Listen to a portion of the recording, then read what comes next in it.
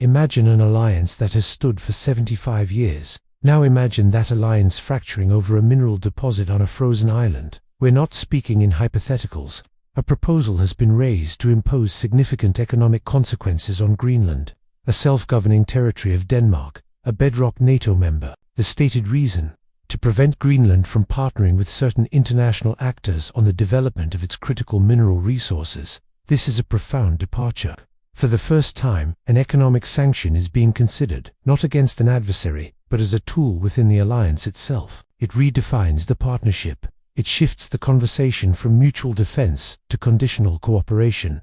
The underlying message is stark. Strategic alignment is no longer a choice, but a mandate, enforced not by shared threat, but by economic penalty. This creates the core contradiction: a dual-track strategy.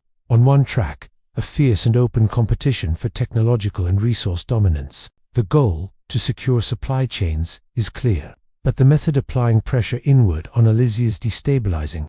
It treats the alliance not as a cohesive bloc, but as a sphere of influence where internal policies must be harmonized by force. Simultaneously, on a separate diplomatic track, there is a contrasting posture toward the alliance's original, and most significant, strategic rival. This creates cognitive dissonance among partners.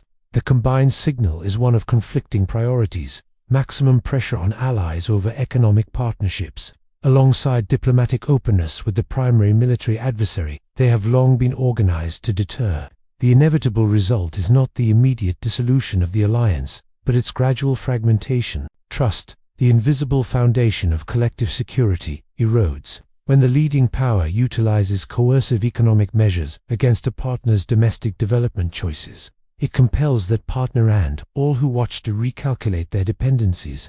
This is the catalyst for strategic decoupling within the West itself, prompting accelerated efforts toward self-reliance in defense and industry. The territory at the center, Greenland, is emblematic of this new age. Its vast mineral wealth and strategic location place it at the nexus of this tension. Its pursuit of development and economic self-determination is now ensnared in a global competition that treats its choices as a strategic liability for its protecting power. Ultimately, this episode reveals a deeper transformation. It is a move away from alliance-based diplomacy, governed by shared rules and mutual security guarantees, toward a more transactional and unilateral model of statecraft. The question it poses is fundamental. Can a military alliance survive when its economic and strategic interests are no longer seen as aligned, but as tools for internal discipline? The old framework is being tested. The outcome will determine not just the future of a treaty, but the architecture of global power for decades to come.